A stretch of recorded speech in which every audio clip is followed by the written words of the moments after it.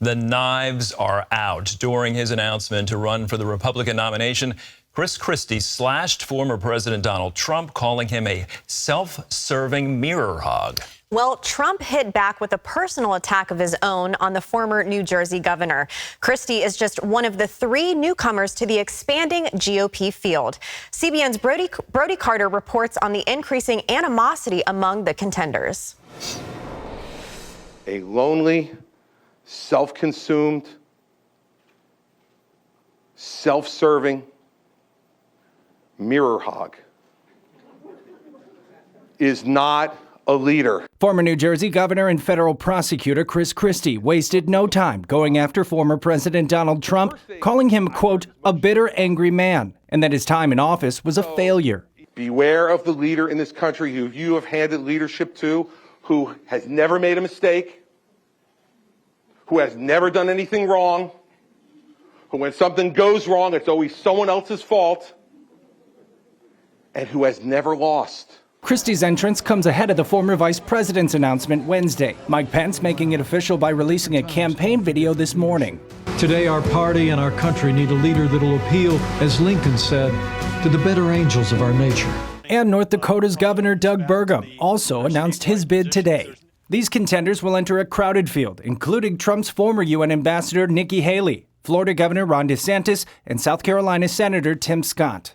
By week's end, an expected 12 candidates will be fighting for the Republican ticket. With Trump leading the field, his strongest rival is DeSantis, who's already on the campaign trail criticizing his policies. Fauciism was destructive. Fauciism should have never happened. As Republicans find their footing with the American people, Trump is fighting back, bashing opponents on Truth Social, pointing to poll numbers and a, quote, lack of personality against Ron DeSantis, and this gimmick, mocking Christie's weight after his announcement Tuesday. And I wondered what our choice was going to be.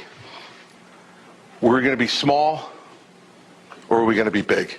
As the primary field expands, Republican leaders not in the running, like New Hampshire Governor Chris Sununu, are encouraging those who don't have a shot against Trump to drop out. I mean, there could be 12 people that get in. The key, the discipline, is getting out. The discipline is come November, late December. If you're sitting in low, single digits, get your butt out of the race. Let's narrow this thing down to 2 or 3 candidates and really figure out where the party's going to go. New Republican National Committee debate rules could limit the GOP primary field, establishing a key fundraising threshold while requiring candidates to pledge support for the eventual party nominee.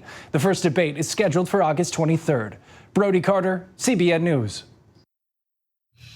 Thank you, Brody. Our friend and colleague and CBN chief political analyst David Brody joins us now. And David, you must love this time of year, everybody jumping in, whether they have a chance or not. Well, up until now, most candidates have been careful not to criticize Trump directly. We're seeing a change in that. How will this change the race? It's a great question, Andrew. Yes, this is my favorite time of year. Okay, Christmas is first. I'll admit that, but this is definitely right up there. Look, I think Christie really does change this race, not because he can win the nomination. I don't think anybody thinks he can win the nomination, I guess, except for Christie. But he changes it for a couple of reasons. But the main reason is because he's going to attack Donald Trump day in and day out. That is good news for, wait for it, Ron DeSantis, who doesn't have to necessarily play the bad guy as much as he really might have to otherwise. Instead, Christie's going to do that job, and therefore Ron DeSantis, it'll help him most likely with his poll numbers where he can concentrate on policy, and I think that's the way it's going to go. This Trump-Christie stuff on the debate stage, and it will happen on the debate stage at some point, is going to be downright nasty. It already is nasty, Andrew. Yeah, before we get to Mike Pence, with Christie and Trump, I mean, is this more personal than political? Because Christie supported Trump, they were friends, we presumed, and now it is nasty quick. I mean, is this more personal than anything?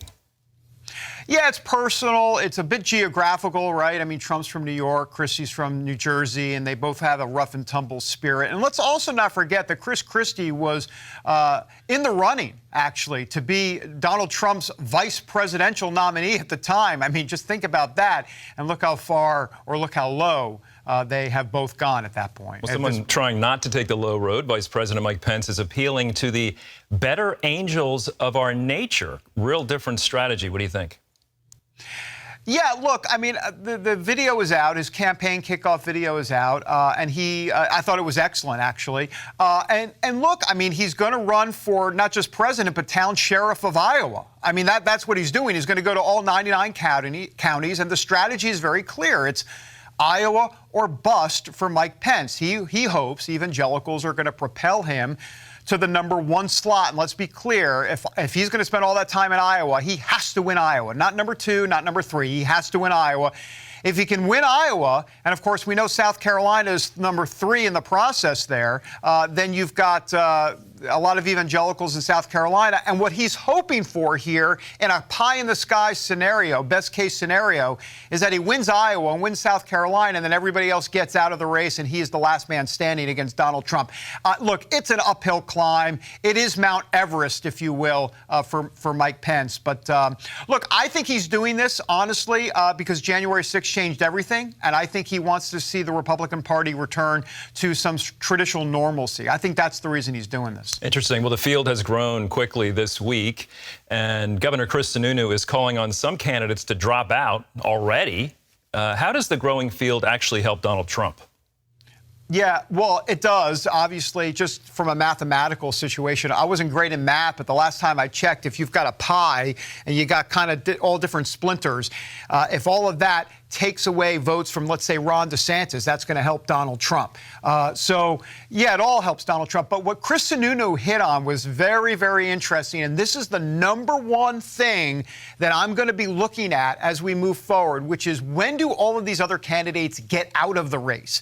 In other words, if you're sitting at 2%, 3%, 4%, at some point, you all have to coalesce around one candidate that will take on Trump mano a mano, whether it be before Iowa or after Iowa. Some of these candidates might get out before Iowa, so we're going to wait and see on that. Remember, Andrew, in 2016, a lot of folks wanted Marco Rubio to get out of the race and back Ted Cruz and have one solid challenger to Donald Trump.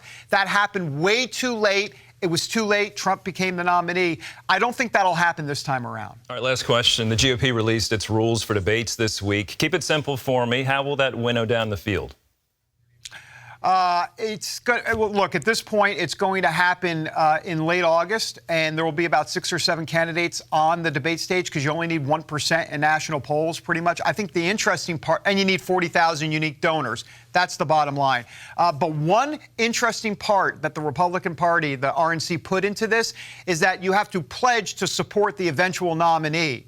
Well, Christie is not going to support Donald Trump, so is he going to get on the debate stage? There's going to be a lot of interesting questions going forward on that. And Donald Trump is also not necessarily going to support the final nominee if it's not him, for sure. Yeah, will they make the pledge, and will they keep it?